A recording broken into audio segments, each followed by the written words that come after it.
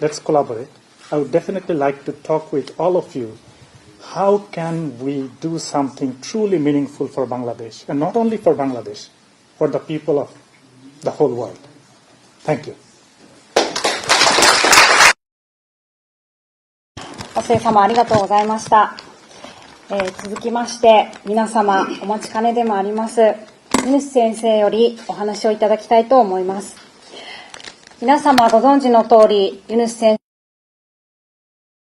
生はマイクロクレジットを通じて何百万人もの生活を変えてきた世界的リーダーであると、バングラデシュが歴史的な変革期である中、ユヌス先生のような指導者がいることは私たちにとって大きな希望でもあります。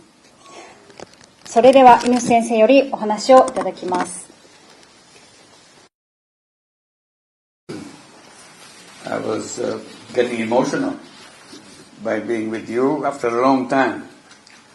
It became a habit with me to come to Japan at least once every year. So this long gap, 4 years, maybe more than 4 because COVID stopped. So seeing you again is a very emotional moment after a long time. And also seeing Dom coming from Germany and Enzo coming from Italy to be here today to kind of get together. So this is an occasion of get together, what it's all about after a long gap of my being present here. But I had no idea that my role will be changed in between.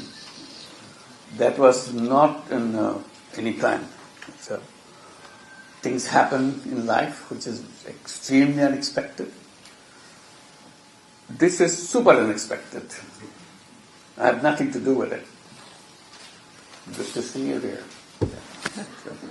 Thank you. Yeah, right.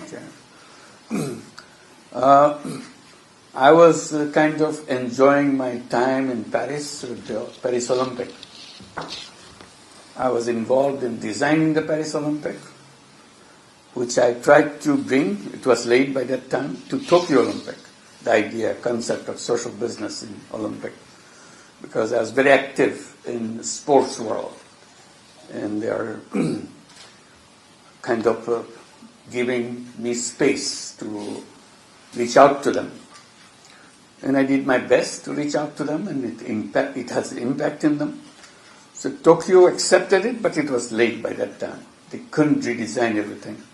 How to make an Olympic as a social business Olympic. But they did something in Tokyo Olympic, probably on the inaugural event of Olympic. You may have watched it during this COVID-19 back at home at your television. I was receiving the Olympic laurel in Tokyo. I was at home, but on the screen here.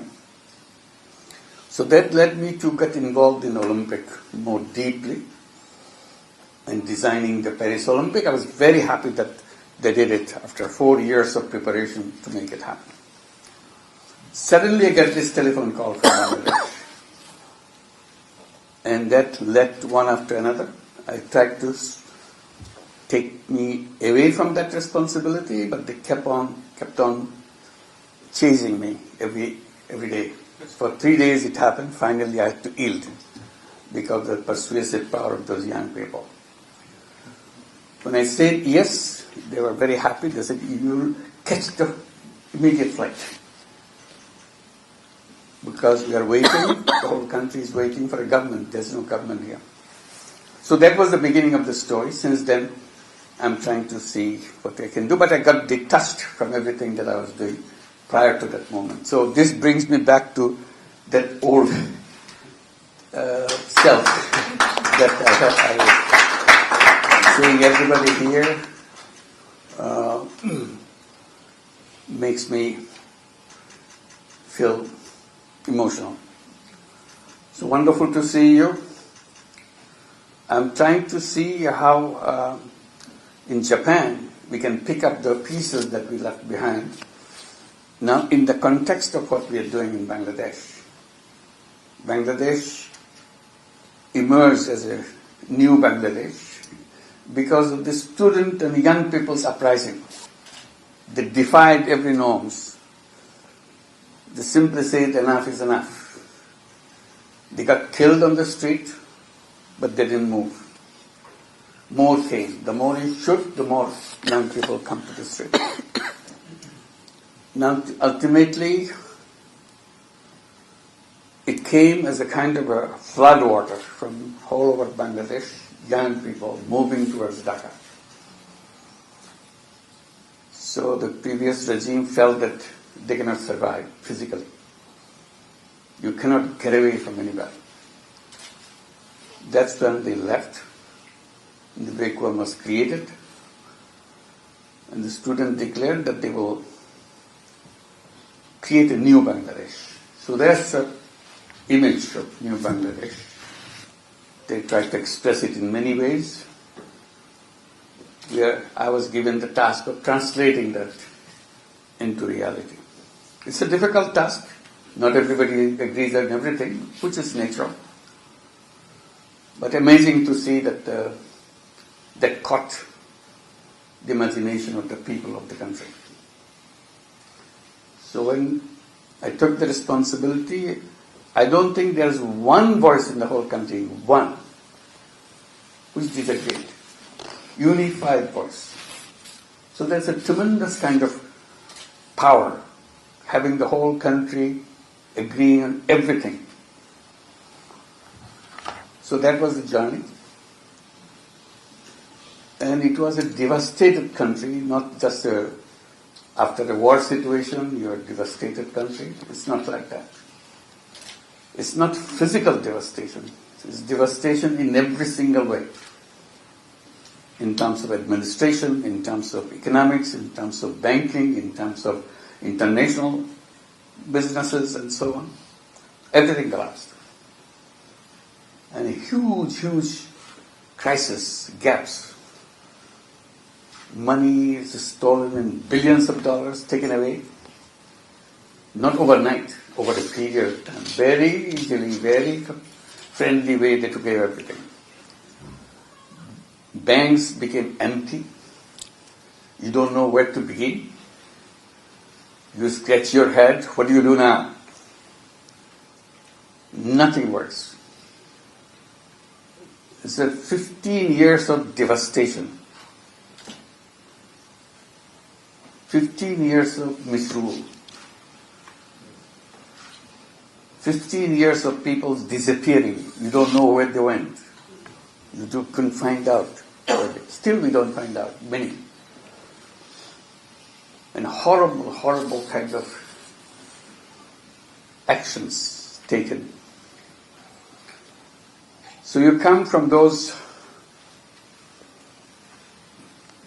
memories and try to build new memories, that we have to get rid of those and create something new. That's the task. So 10th month now that we are going through this, we feel that we have come a long way. Banks are functioning. We are paying back our dues to the people who have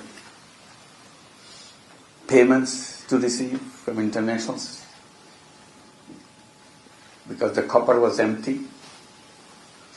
So that's where we are right now. So feeling a little bit easier. We can now breathe a little bit. We have been given 3 tasks. Most important was reform. Everything that was done before was wrong.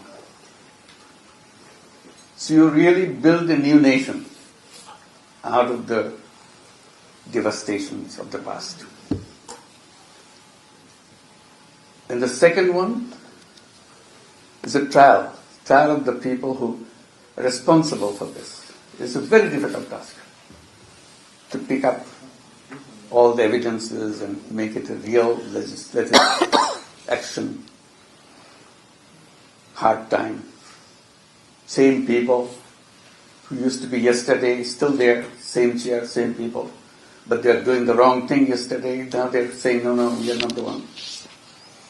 So it's how to make sure which is the right one, which is the wrong one. Third one is election. And when election takes place, elected government takes over the responsibility. We hand over the responsibility to them. So people are insisting, tell us when the election would be, because politicians are very impatient. Get the election, get to their seats of power. So I've been promising them for a long time. It could be in December of 2025, this year, or at the latest June of 2026. So 6 months gap. Depending on how fast we can do the reforms. If the reform process is slow and can accomplish little, so we have the longer time. And the longer time cannot continue endlessly. Must finish it up June 26. So this is the timeline that we're working for. Young people are still impatient, want to see results right now, right away. Bangladesh is an amazing country. Many of you are familiar, have been there, Bangladesh many times.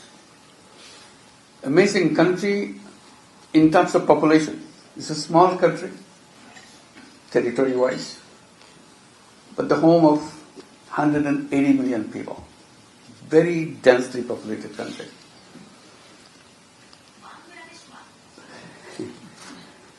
So it's not only that it's densely populated, it's a very young population. Half the population of 180 million, half of 180 million is under the age of 27 years. Imagine that.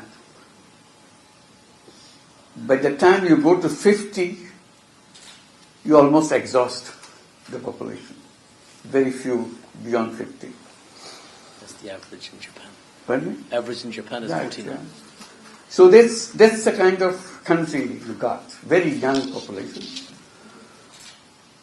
And that creates another dimension. Because they have access to technology. Everybody has a phone. Everybody has connection, internet connectivity. They know the whole world. Whether you are illiterate, whether you are a village woman, whether you are a village girl, village boy, you know what's happening. And everybody's talking, everybody's messaging. So their ambition level goes up and up and up. And that's amazing that they can do things.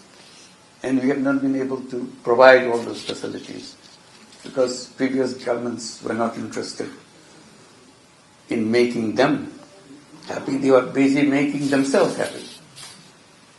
Stealing money everywhere. So how to bring this to the picture? When I was told as I was coming that Japan is taking a lot of young people to come here to work, I said, this is one opportunity, let's take it. So this is one of the things we'll be discussing in our official discussion. How to send those young people to come to Japan. You need people, we have people. We are the reservoir of young people everywhere. And that benefits Bangladesh in two ways.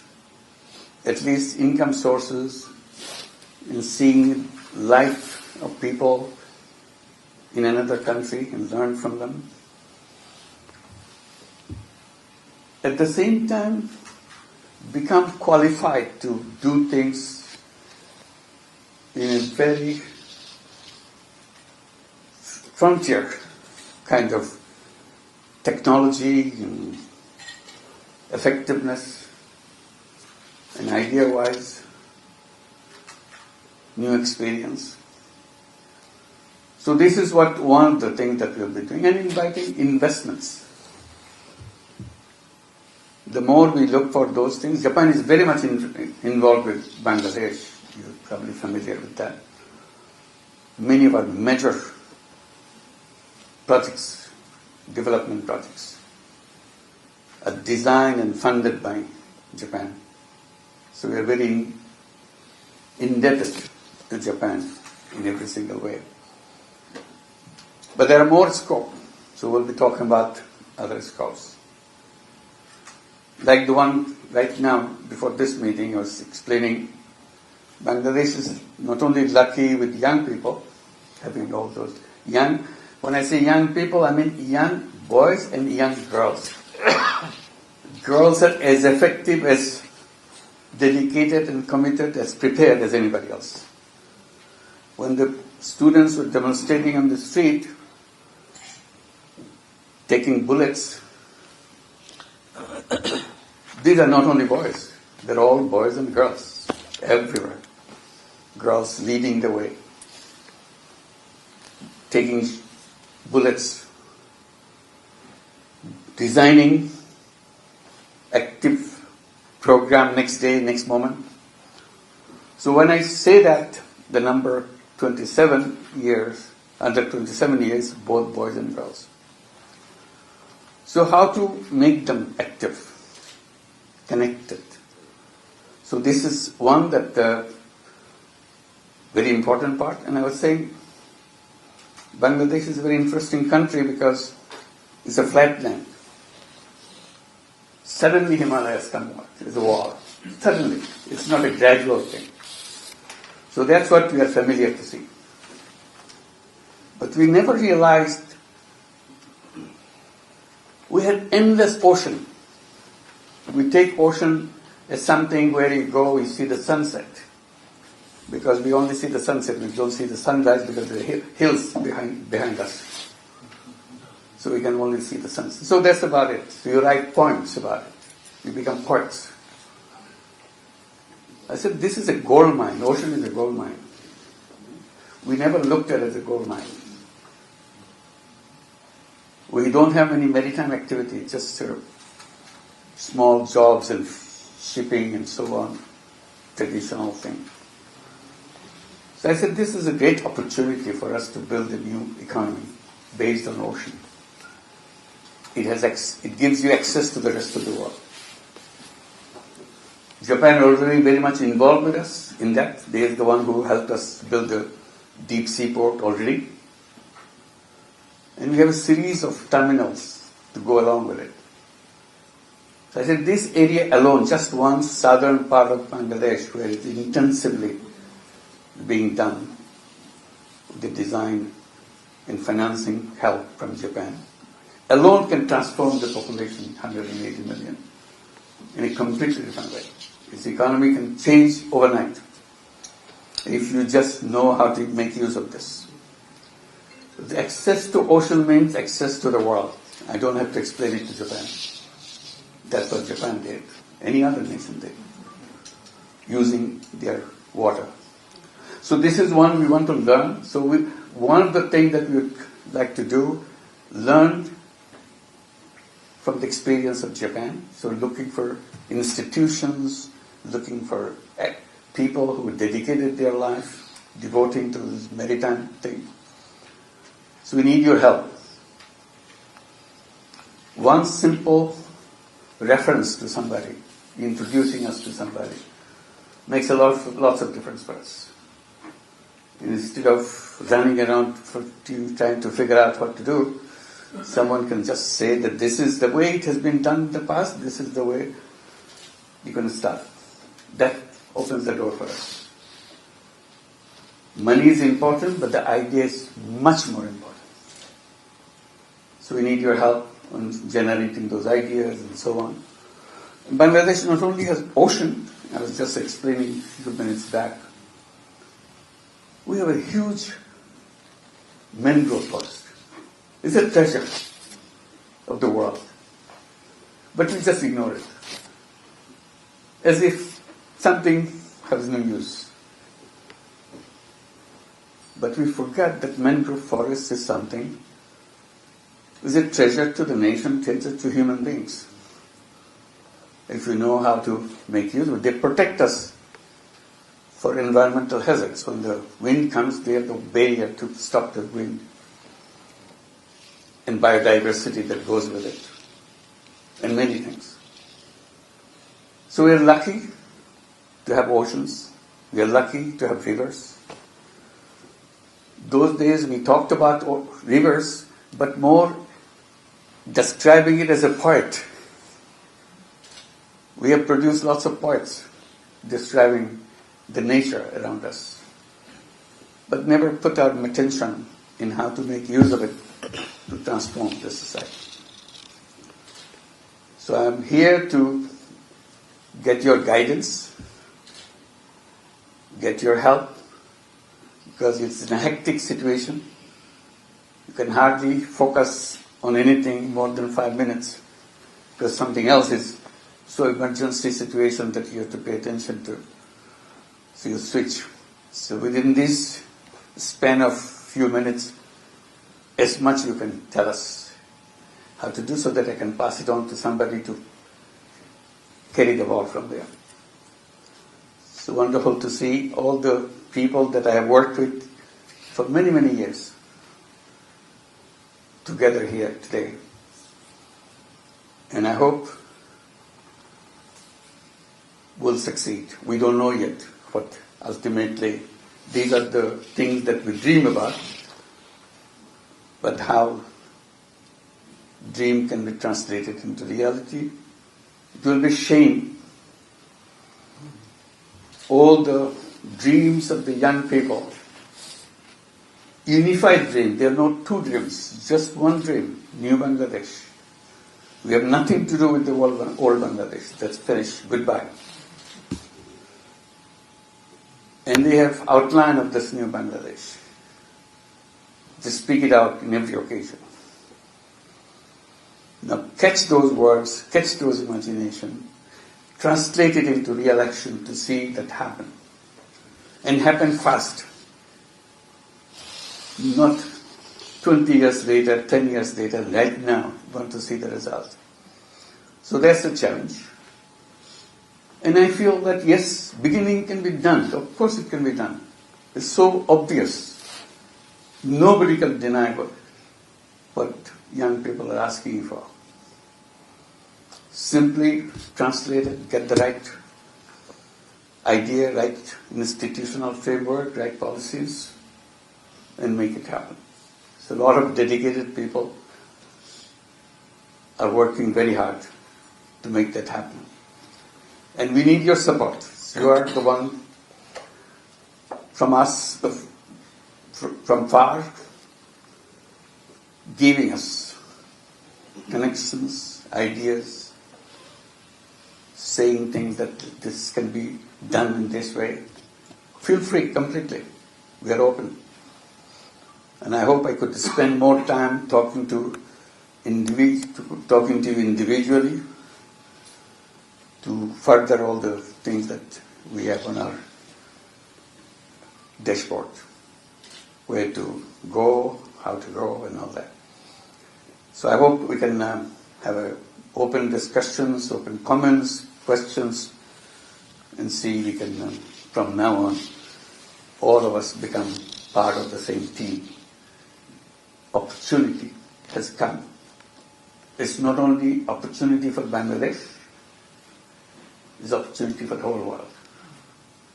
How to use the aspirations of young people and translate it very quickly into real thing. So let's not miss this opportunity. Because if you miss it, it may not come in hundreds of years. It's very difficult to recreate that moment, the spirit of that moment, aspiration of that moment. So we have that now. So we need a total mobilization, all the